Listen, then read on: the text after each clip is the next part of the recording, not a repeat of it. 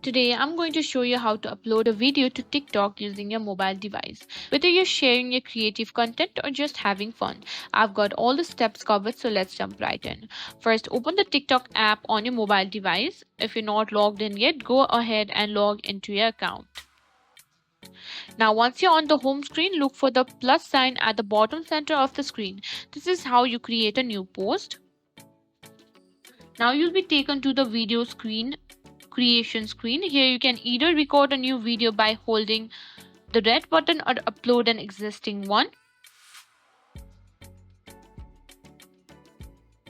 Now after you've chosen or recorded the video, click on the tick mark, then click on next. You can simply edit the video here. Here you can add music, text, effects and filters to your video. Make sure to get creative. Once you're happy with your edits, tap on next again. Now it's time to add a caption. Write something catchy. Now you can also adjust your privacy settings here. Decide who can see your video and whether others can comment or duet it. Like this, and simply hit on post. Now your video will be live in just a moment. And that's it. You've successfully uploaded a video to TikTok on mobile.